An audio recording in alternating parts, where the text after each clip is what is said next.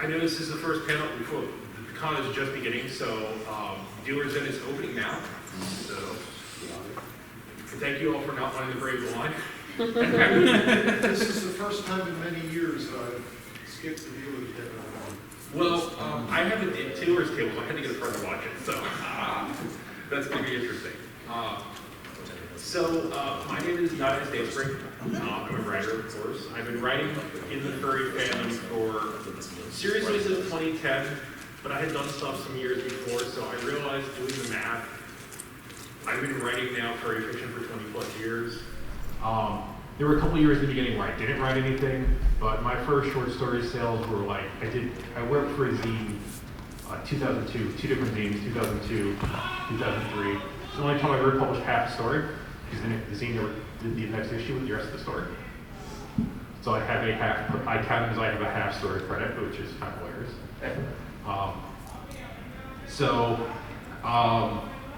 I've now put out a novel. I was actually the GOH at Furthermore earlier this year, so people seem to think I know what I'm doing now. I've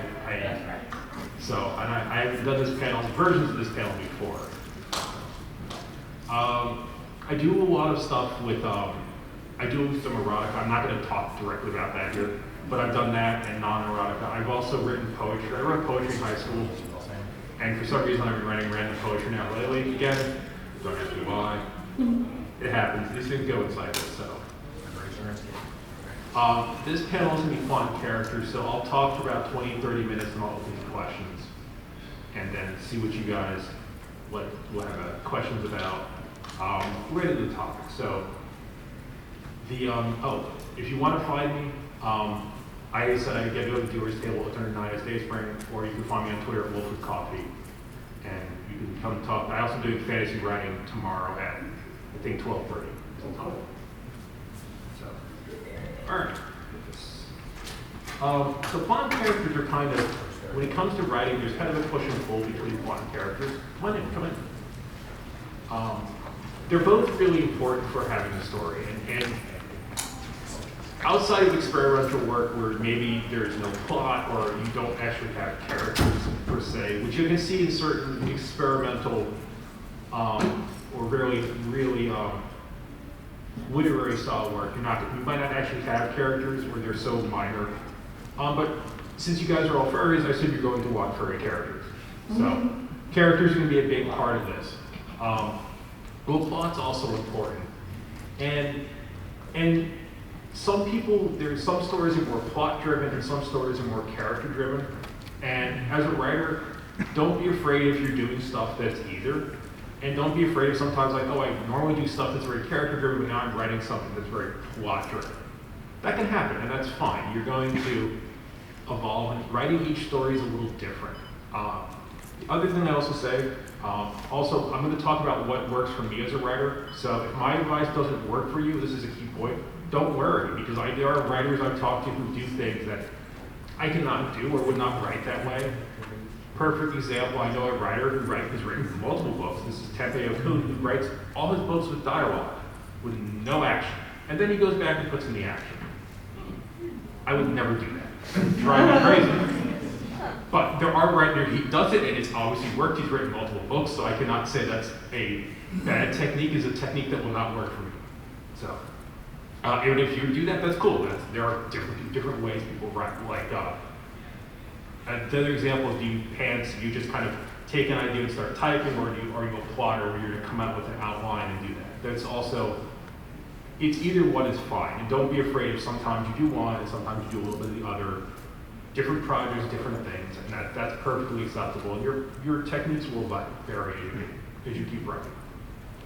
So, back to the topic. So, with plot-driven stories, you're going to have characters. You're going to have characters that kind of do things, but there's going to be a general plot. And I'd say Lord of the Rings is, it's been a while since I read it, but I'd say it's more of a plot-driven. There's a whole concept of we need to destroy the ring, and that drives what the characters do.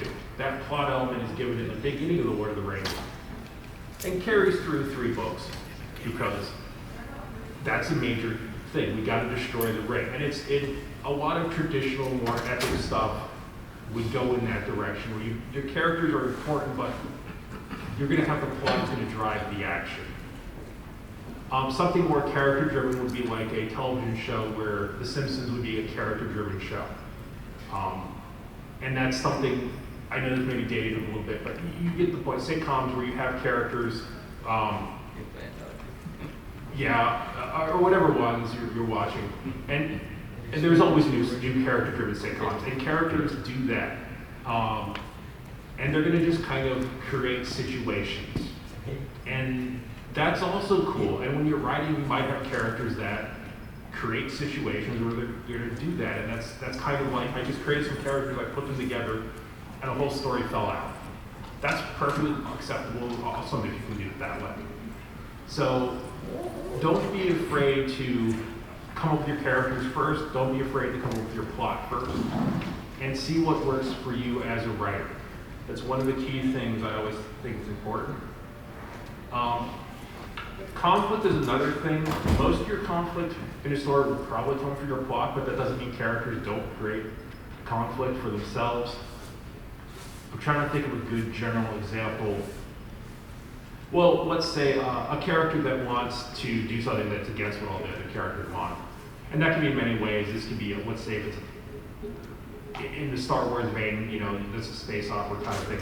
But the characters, if you have a character specifically that wants to do something that's against, like they want an object that they really desire, that maybe they shouldn't have that because of the power of that good. So I'm speaking more of just a general fantasy story. So that automatically would create tension, and that character might be the protagonist because they're trying to acquire this MacGuffin, this random item that may not even be really ever shown what it does, but it's really important to them. That's the thing they want. So in that case, your plot will come out of the characters doing things, and it's going to be sometimes a bit of the external factors that not just the characters are dealing with. If this story is set in a war, you're going to have a situation where that's going to also drive the plot, or any background political elements, or whatever you have. Yes, the question. Might I provide an example just to work with? Sure. I'm currently, primary reason I'm attending this panel is I'm about to become a first-time dungeon master for Dungeons and Dragons. Nice. Main plot I'm coming up with is, or at least what the players are aware of. There's no sun person here, are there? Okay, good. I'm not going to spoil my players. There's a corruption waging on the land. Probably pretty standard. Except what's really going on in the background is something I'm calling planar collapse, where like D&D has a complex like cosmology, but what you need to know is that's kind of collapsing inwards on itself.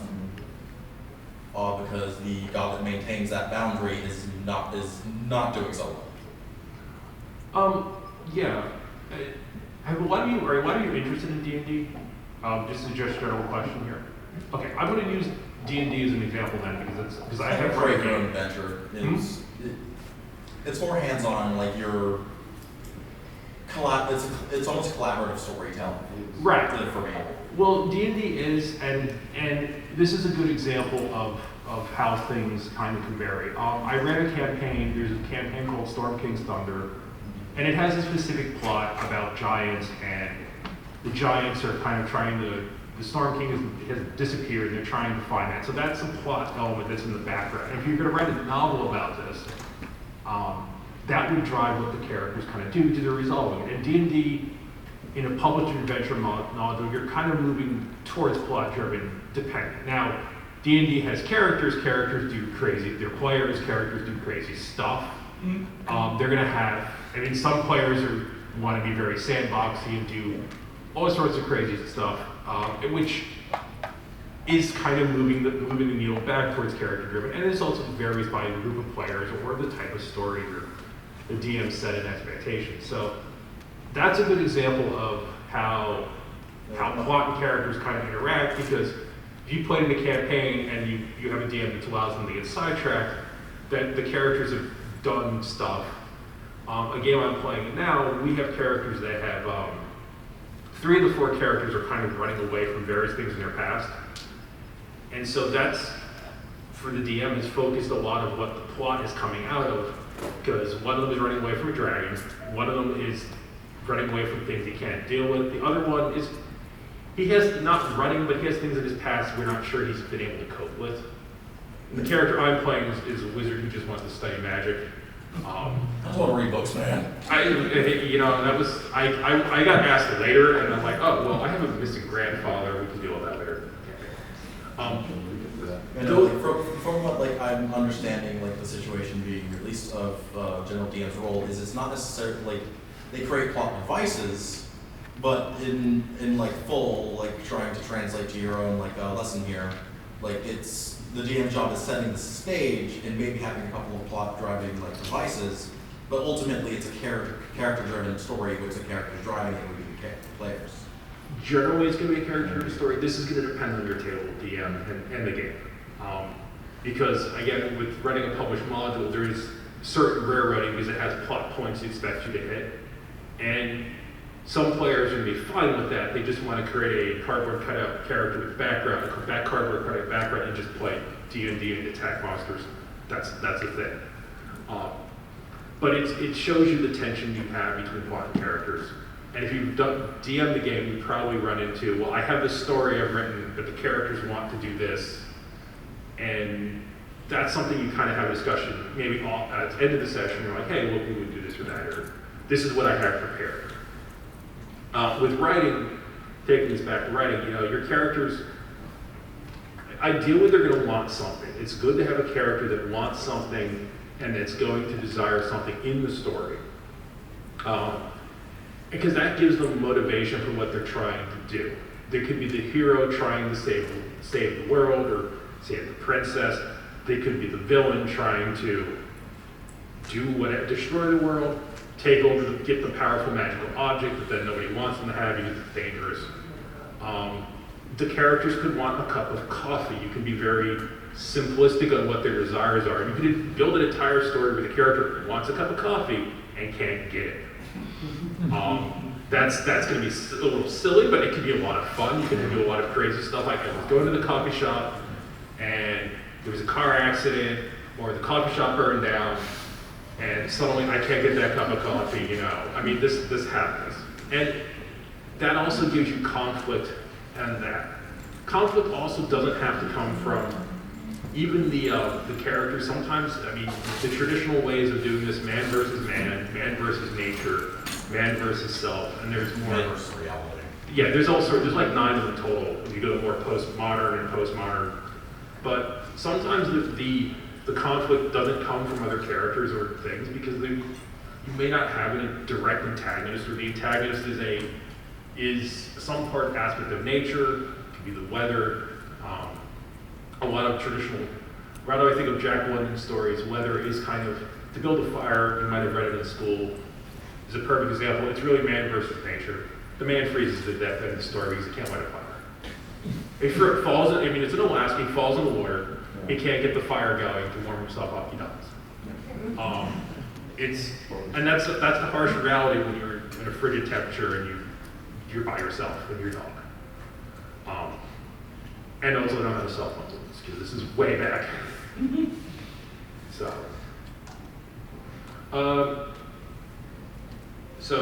And also characters can, if you're doing something first person, they're going to affect how you narrate. I personally like first person, some people do not like it, but I like getting close to the characters and seeing what they're thinking.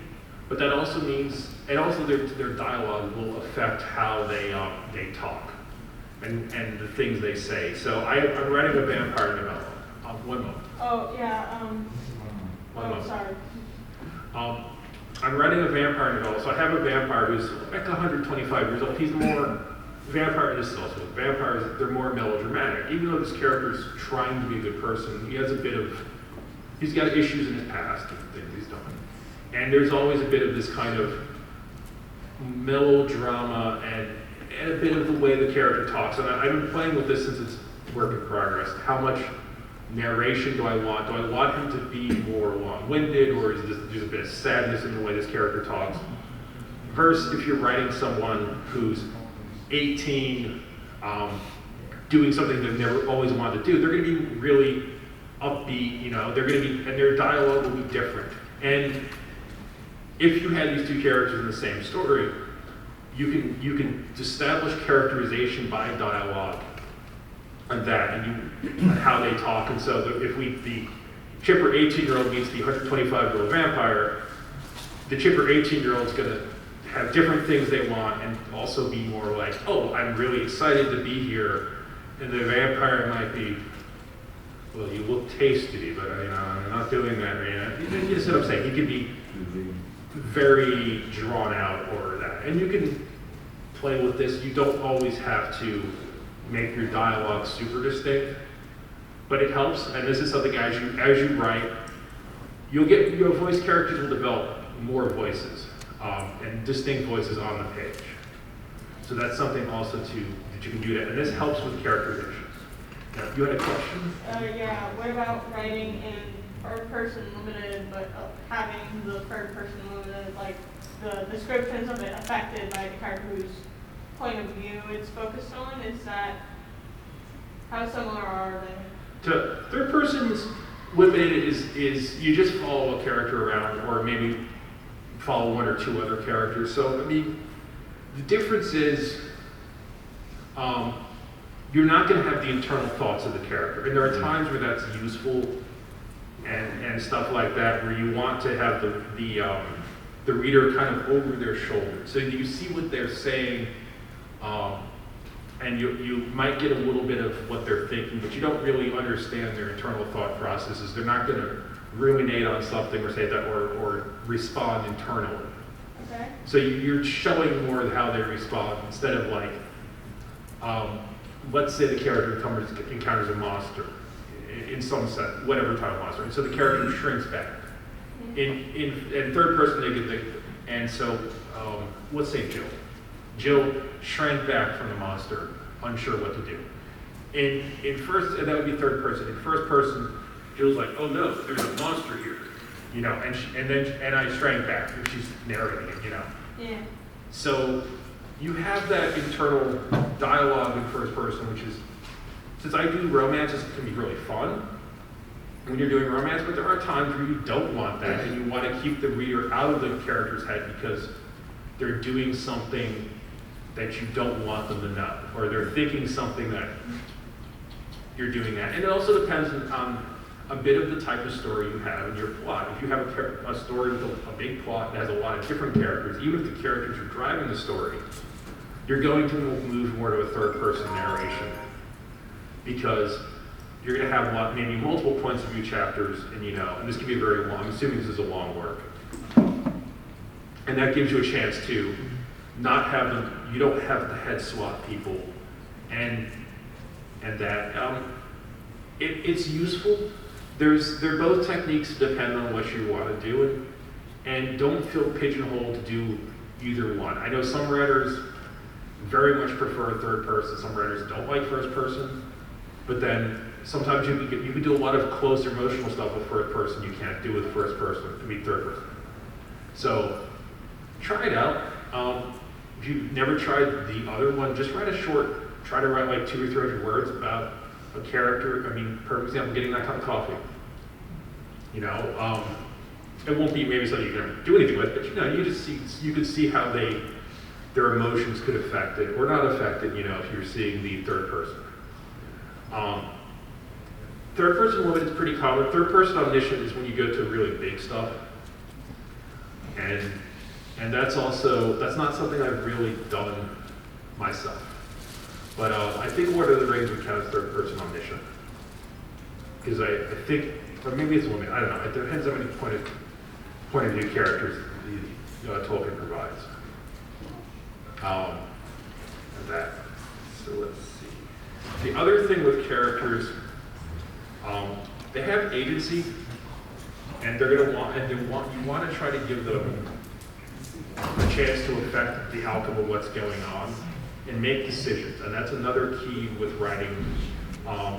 And you want them to have that effect on the plot, where a character can choose to, if this is choose to save someone, choose not to save someone. Maybe they have to choose to save one person or the other. That automatically means they have to make a decision, and that decision should affect the later chapters or later parts of the story, because whatever they did, you know, they have that, they've exercised their agency in some way, but that also means they have to deal with the consequences of their agency. And agency doesn't always have direct, big consequences like that, but it's something that helps establish your characters and how they're doing things, and it also means they will do something to the plot, because if the plot's driving everything, the characters cease to be really feel living and breathing. They tend to be more like cardboard cutouts to the plot, and that is, I think that was more of a traditional style of writing. Now character-driven seems to be more the popular direction, but there's still, again, there's a push and pull. Don't be afraid if you're going one way or the other, because you have to kind of have a. So let's see what else do I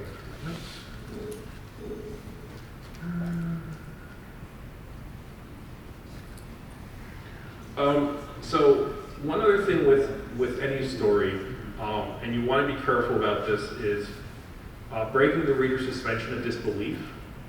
So when you set up a conflict with your plot or your characters would do something, you don't want the reader to get to a point where the plot just kind of, I guess, how should I put this? If, let's say we have a superhero, just general superhero trying to save someone, or fantasy, or whatever trope we're working with. If they fail to save that character and they fall off something, then you don't really put the soft bed that they land on immediately underneath that. So, because that kind of means that the conflict either wasn't really important, but also, like, why would that be there? And so this is one of the things, and you've probably seen movies or read a story where it just kind of like, you get to a point and it just doesn't make sense, or it's like, that's so contrived. And that's something you want to avoid with your plot. You avoid Deus Ex Machina, where you just solve a problem super easily. It's a classic book, and again, this is where it's kind of, it works, but you wouldn't probably want to do this. Did you ever read H.G. Wells' War of the Worlds? This is a really old book. So the Martians invade, they're destroying humans, they take over, and then they die from bacteria. And it's a classic book, it's been remade, it's really good, but that is truly such a contrived point. It makes sense, because and you think about it, it's like, okay, that kind of does make sense that they weren't prepared for the microorganisms on Earth and they get sick and die, but it's a bit of a lazy storytelling thing, I would argue. So in that case, though, it works for that setup, and H.G. Wells is one of the things that established as a writer. It was a birth of science fiction off that book, but, well, one of the defining elements of science fiction. It's still a silly plot point, but it works. It works, it's so silly. The other thing with characters is when they do something that the reader doesn't expect them to do. So if you want to have the character do something against their type, of however you describe them, you try to drop hints that that's going to come up. And if you get to the point where the character is going to do something that you would not expect them to do, because that's what you need to have happen in the book, you need to kind of change your characterization of the character, or provide clues earlier on, like, well, they're thinking of doing something, or thinking of doing something that they wouldn't normally do. An example of this, I ran into this for a friend of mine. He's also writing a vampire novel, and one of the vampires does something that you would not expect. And because she's trying to be the redeemed vampire, she slips back after 6 years of being the redeemed vampire in like 2 minutes. And I understand why, but I was also talking to my friend writing this is you don't provide enough hint to this point, and you didn't set up this conflict to the point where she really had to make this choice directly. And he's like, yeah, I need to put a little more tension about that, because by doing that, should see some more consequences or emotional stress from that. And that's something, you don't have to kill your darlings, although that is a trope. You don't have to, you don't have to torture them, but you also do need to put them in situations where we see them struggle. And they can still be successful. They don't have to be successful. Don't feel like they always have to be successful.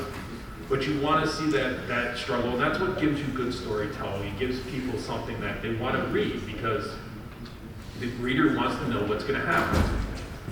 There are plenty of book series out there where the person keeps writing about this. I mean, there are lots of these mystery series, the same protagonist, and they're 20 books in, 30 books in. And some of them have really death-defying experiences, but the reader manages to keep it enough that you think the character might not make it through this one, but you kind of know, or not sure how. And so readers keep reading it. Obviously, people buy this.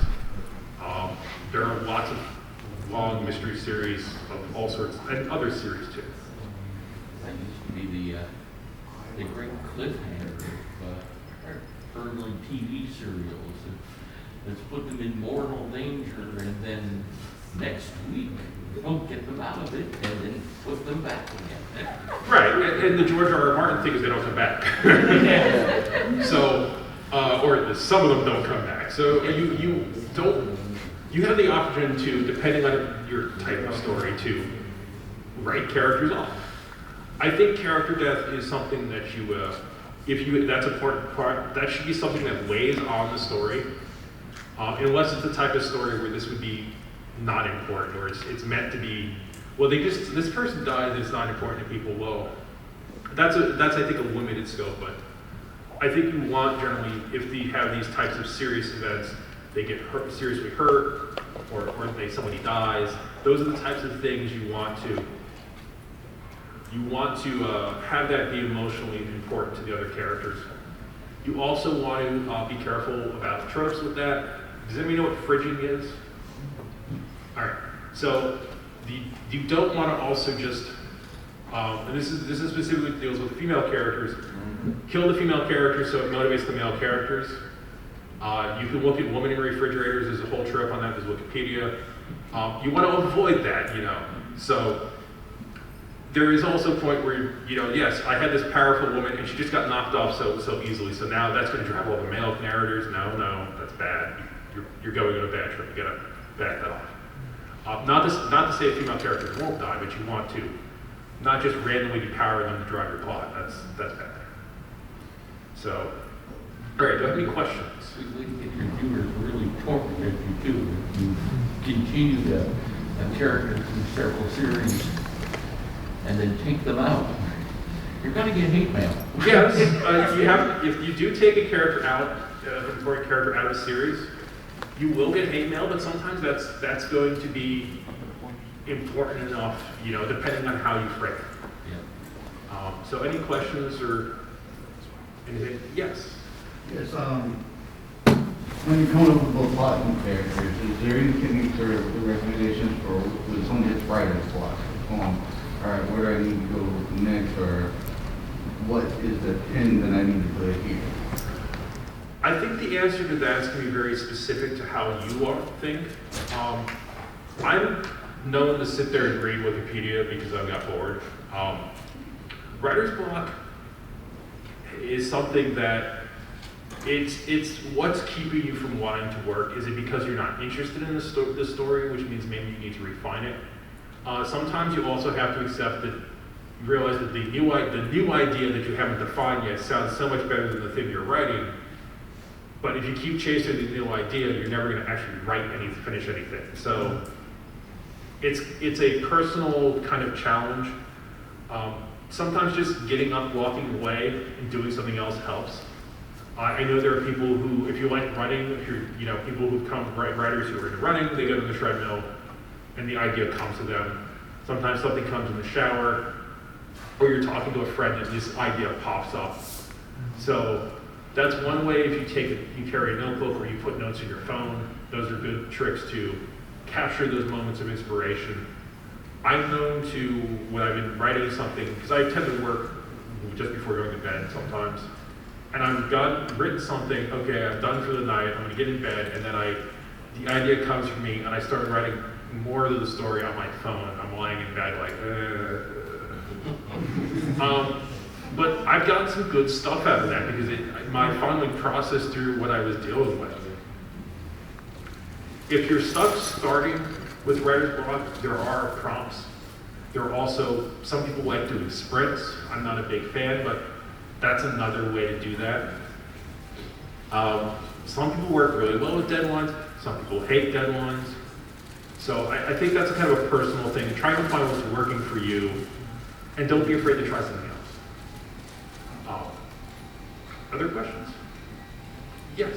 You just mentioned sprints. What is that? Okay, a sprint is, when you're writing, is you'll have a timer and you try to get as many words down on a page as like in 25 minutes or 20 minutes. There's a My Write Club. If you have friends who are writers, you can get online and then you can all do sprints. And it just sets it up where you'll do 20 or 20, I think it's 25 minutes on this one, but you try to do that. So, and then you get a 5-minute break and you say, you all type, so, oh, I got 550 words, or I got 150, and then you can do another sprint. So it's kind of like running, but instead of that, you're typing on the keyboard. If you type really slow, this is maybe not the technique for you. But if you type reasonably well, it's a way to force yourself to, okay, I've got to try to get that number up for this little block. Yes? How do you stop, like, whenever I try and write dialogue, I keep getting caught up on like what the wording used and wondering what exactly this character would say in this situation. And how do I, and this is the first draft, how do I get over my fear of it not being perfect the first try? Your first draft is going to stink. I mean, and this is, you just have to accept that. Trust me, I will make new and unique spelling errors. I will start doing, I will change, if I come up with character names that are long and complex, I will have misspelled it by the end of the short, if it's a short story, once. And halfway through, it might change spellings because I screwed up. So, first drafts are just, that's what the editing process is. You can't edit a blank page. You can't fix errors if you don't put something down. Some people have to get very disciplined and say, look, when I go back and start working on something, maybe I can't edit anything I have, or I can only edit like the last 100 words, and then I have to write new words. So don't be worried if your dialogue is a little hokey. You can always Write from edit over. Yes. well, that's not my style. That is a term. Well, Hemingway suggested it. But I'm not sure I want to go that way for. I mean, he was very famous, but the end was a little rough. yeah. Just But philosophy. So I'm known to, if I can't figure out something, just put a little tag, like I'll put some square braces and just say, look, describe in a sentence what's going to happen here, move on to the next part.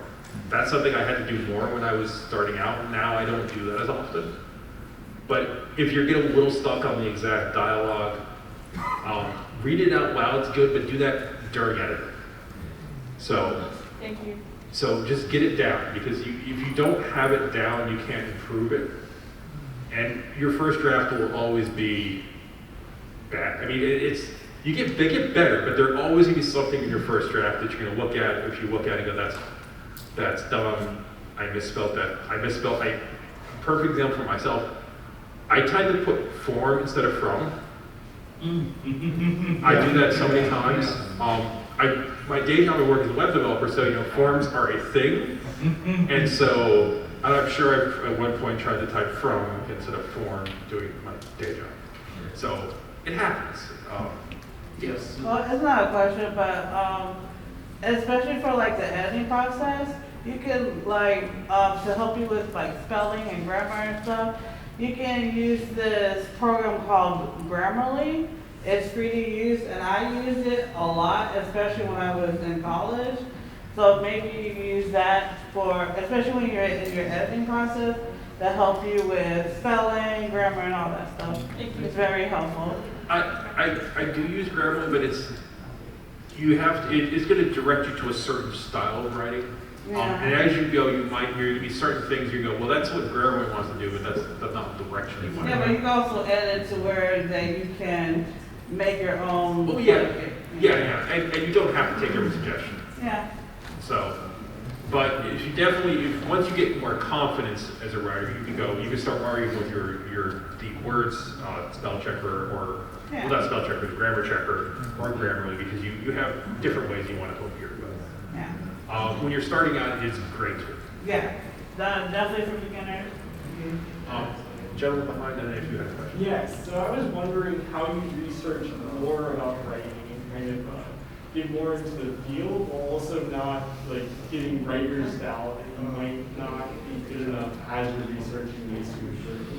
So, with that, it's going to depend. I mean, reading is important as a writer. You want to read. I know that's a bit of a solve, but that's something if you want to write in a genre, you want to read in that genre. If you want to write furry fiction, it's furry fiction. There's stuff.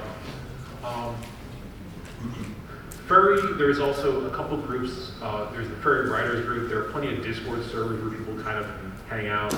The Furry Writers Guild, sorry, not group, it is now it's in the process of becoming a nonprofit. Because they've existed for many years as kind of this pseudo nonprofit, but they don't really have things. But they do official nonprofit status, and so they have a Telegram channel. They got a Discord server. That it's good to network with other writers. I find I have friends who I've been working with now for a decade, and it's great seeing how they evolve and how their work has changed. And starting out, you probably want to find people at your level, because it helps you.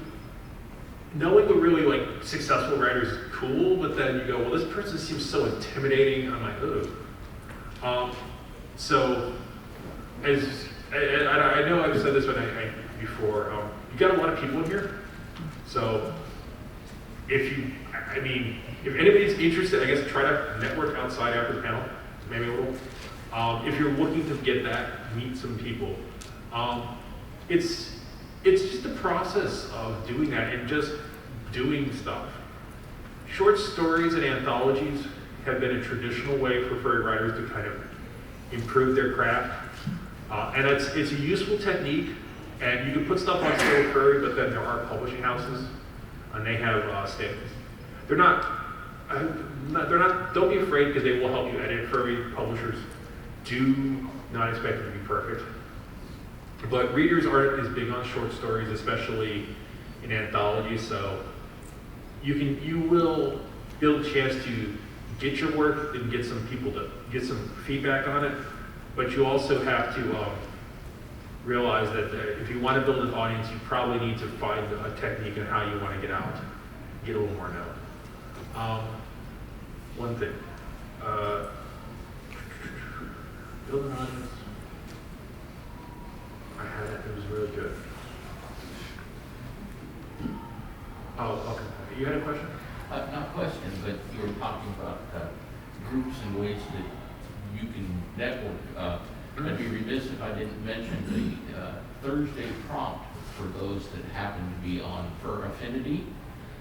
It's a collection of writers, and the premise there as a writer is they come up with every Thursday a random prompt or inspiration for those that are in that particular group to produce just a quick set of words, a quick short story or something in line with that prompt. And then a group will read and critique and advise you on it. So it's a good little exercise for inspiration and writing and networking and that type of stuff to begin and work with your technique.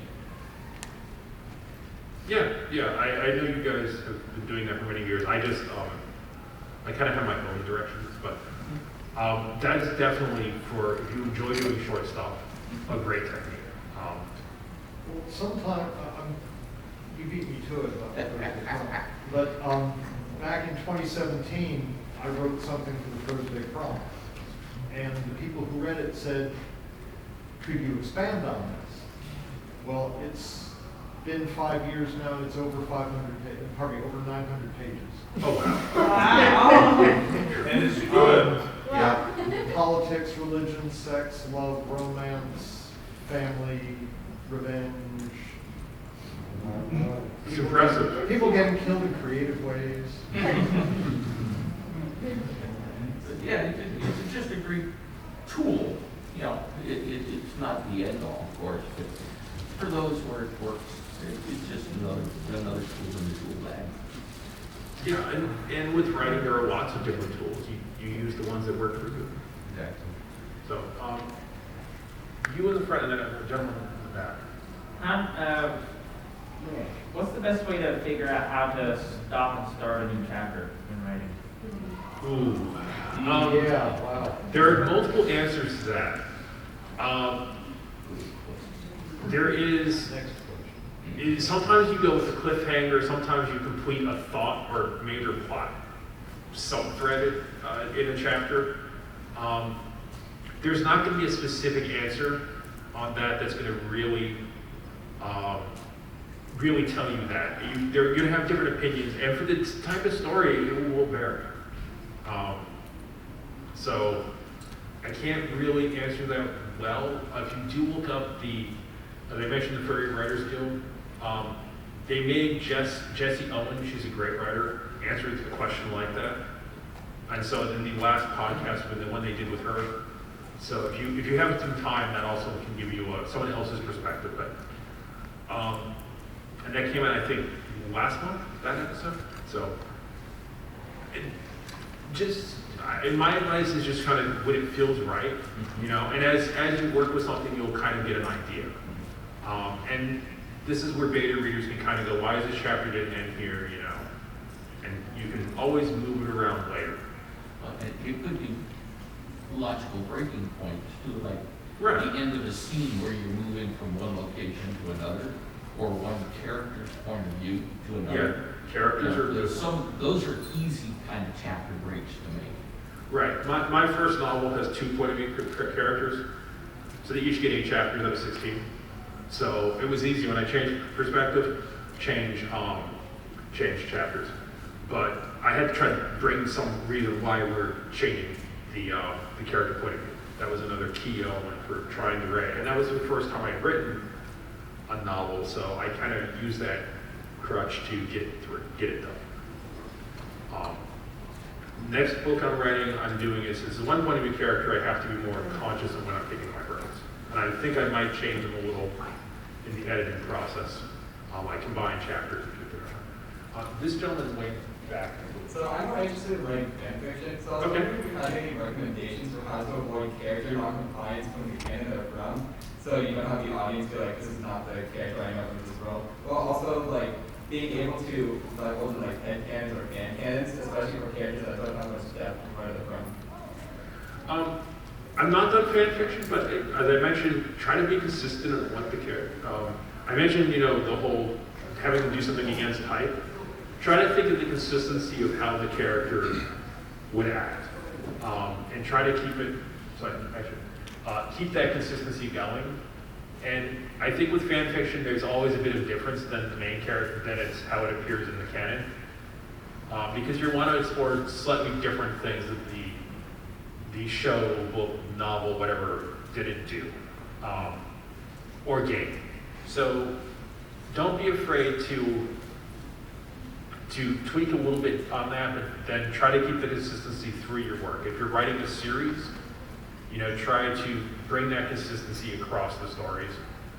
And then if you want to be inconsistent, where you explore different things in the story, that's a conscious decision on your part as a writer, not that you slipped up. It's like, well, I want to explore A about this character, and later I want to explore B, and they're very different takes. That's fine too. There's a great exercise I saw, this was done years ago, some writers who they all started with the same prompt, like the same character, and they wrote a story, and they were wildly different.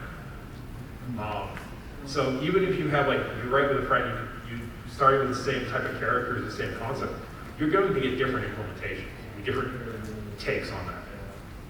So, now there's another question. Way in the back. A suggestion for your fan fiction. Establish the setting. So, for example, like I role play as Mr. Harriman online. And I established early on this is after Foster's Home for Imaginary Friends. and he left the mansion and was doing different things, and then it was easy for the reader to accept the way he was acting because of that. So if you establish the setting, establish the timeline and what's going on, it's easy for the reader to say, okay, you know, this is how they're doing it. Thank you. Other questions? No? Oh, wait, way in the back. What do you think about episodic writing instead of like necessarily chapter based? So like almost think about like how TV shows can kind of like have a full arc contained within a single hour. Is that, how would you like differ that from like chapter writing? You can treat chapters as episodes. I'm not sure I would treat it directly. I'm serializing my next project on my Patreon. So I'm kind of treating each chapter as an episode. But you could, it's going to depend, I guess, but that's perfectly acceptable. The biggest thing is perhaps having, and this is where you're probably better off as a plotter than a pantser, having an idea of where you're going. Because if you're trying to write something, and this is every time I've tried to do something like episodic, and I don't have a defined ending, it just goes in strange directions, and then I need to revise it. And so once you've put out an episode, you're kind of a little limited going back, depending on how you're distributing it. I mean, I said I'm doing this as a sneak peek in a novella. I will change it if I have to. If I need to stick chapters together, I will stick them together. But this is after I put it out there. A lot of, and it's varied. A lot of traditional books were, and I was speaking in the era of Dickens, were actually published episodically. Dickens, they would put them in journals or stuff, and it's so different from how we write now, where that. But Tale of Two Cities, I think, was done episodically. Like each chapter was supposed to be an episode. And it was weird because they would do this, and so people like Dickens, who is considered a master of the English language, literary canon, at least for the way it used to be done. We could argue about modern and whatever, but those types of works were done that way, versus something like a modern novelist like Ursula Vernon, who just kind of like, you know, she writes books, she puts it together, she sends it out, you know. You have that option to do what works for you, I guess. And if you want to put multiple chapters in your episodes you're releasing, cool. I mean, try to find what, I guess in that case, what's the good breaks. Since you're releasing it, I assume in some schedule, you kind of want to try to keep them roughly the same size, but you might need to also accept that the story might force you, if you're doing a chapter or two, like up to 2 chapters, like 5,000 words. I mean, now I have a 10,000 word chapter. Well, it's going to be big. Yes, you had a question? I was just pointing out concerning, you know, writing a chapter as an episode, you know, separate. A lot of the authors in the golden years of science fiction, people like Don Smith and Isaac Asimov, you know, they published in monthly magazines. So Right. they would do one chapter at a time, and you know, you basically had to wait a month for the next chapter to come out. Yeah, and that's something you can do with Patreon in some respects, and or whatever services you do now. You want Patreon's not the only one. It depends on how you want to build stuff up. Yes, I have 10 minutes. So, yes. Do you have any like experience or advice with the plot style that has like a bunch of characters with a bunch of plots and they all connect to like the main plot? I'm trying to think of ones I've read that are kind of modern. I'm reading one now, but that's for my friend Slipwolf, who I did an anthology with.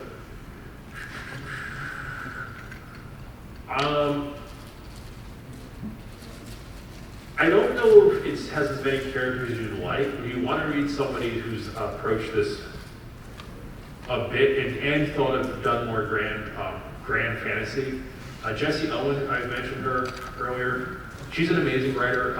She did a series of 4 books with Griffins, and so she doesn't have she has a number of characters, but they're not too many point of view characters. I've not read Game of Thrones. I don't know if I want to personally. Also, I don't know if it's ever going to get finished, so that's another thing. But that's a whole thing. But for something, I think her books are going to be. She has 4 books. I think they're also specifically furry. Well, they're furry adjacent, but they're all griffins.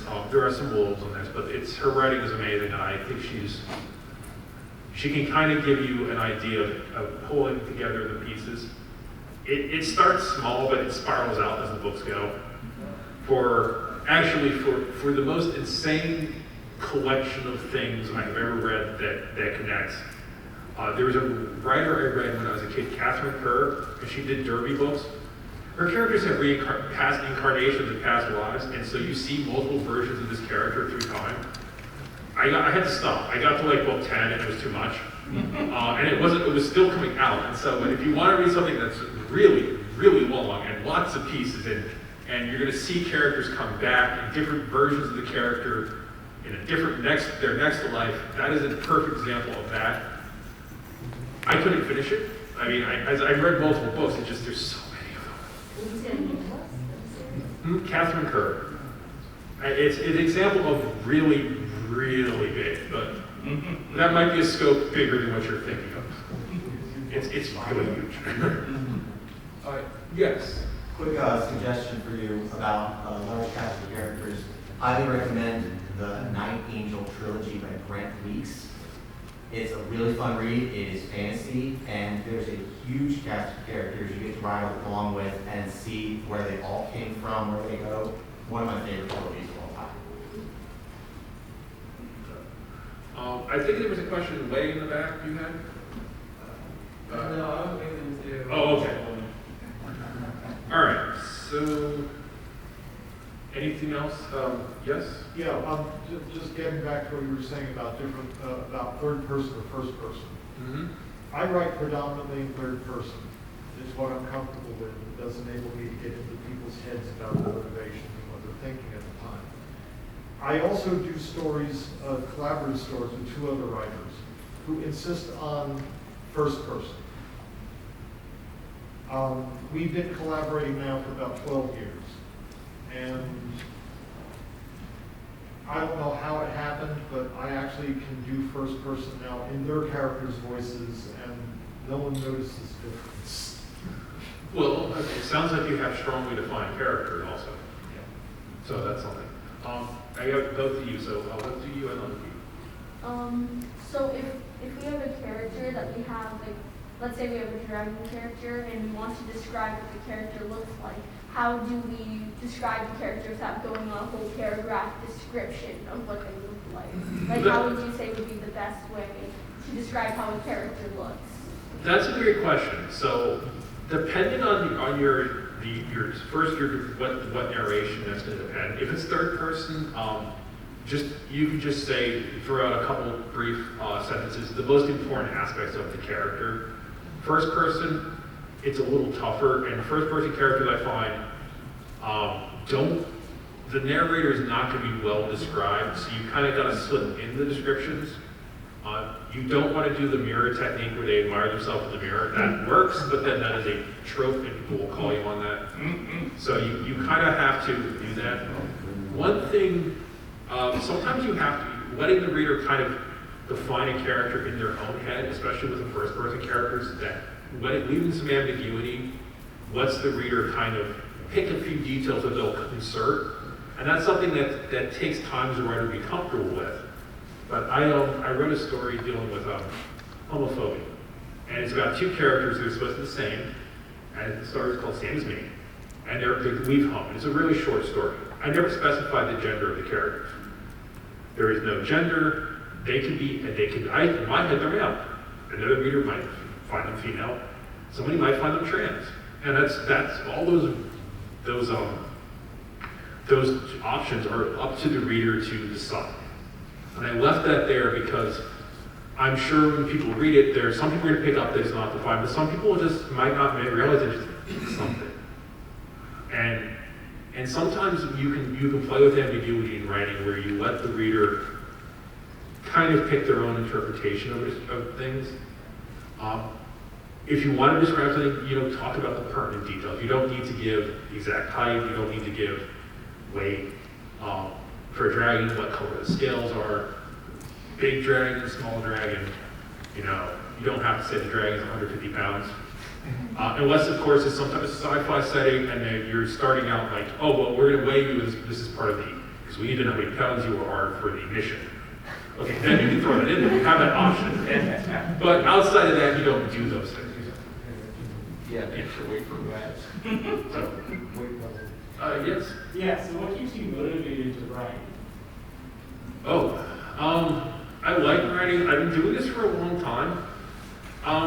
It's a challenge. Part of it is so I've written a little in this is a personal answer. So I've written in high school. I used to do poetry, and in college I did a little fiction. I got it published. I didn't do anything, and I got a bachelor's and a master's degree dealing with computer stuff. And I don't like it. I mean, I like computers, but I don't like. I work as a developer. It's fine. It pays the bills. But I like creating things. I always like creating things.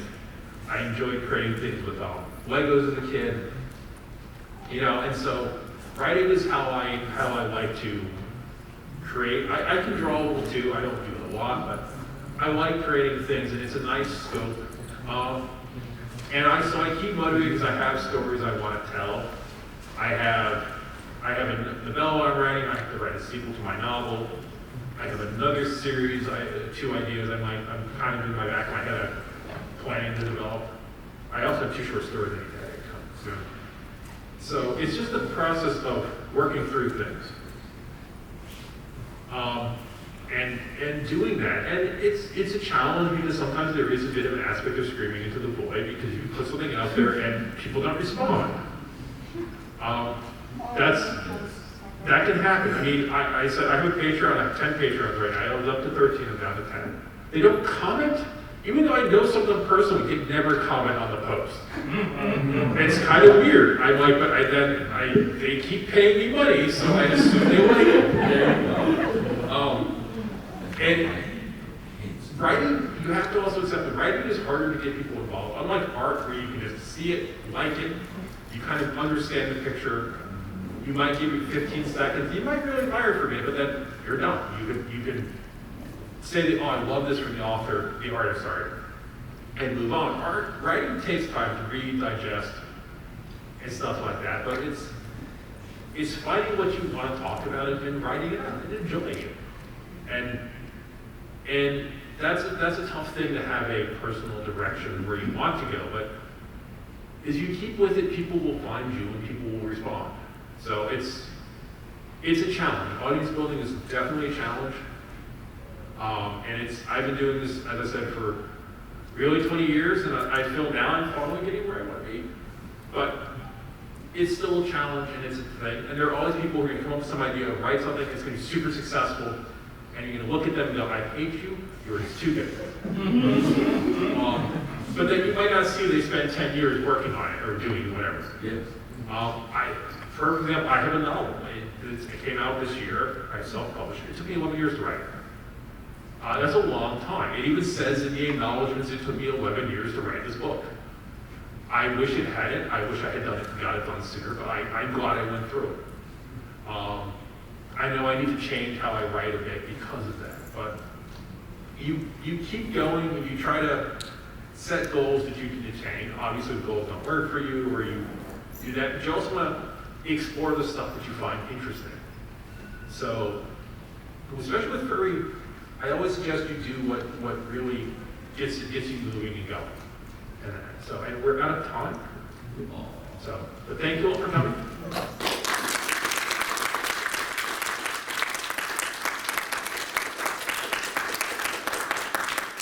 If you want to find me, I'll be at the dealer's tent in about 10 minutes. I got to walk back there.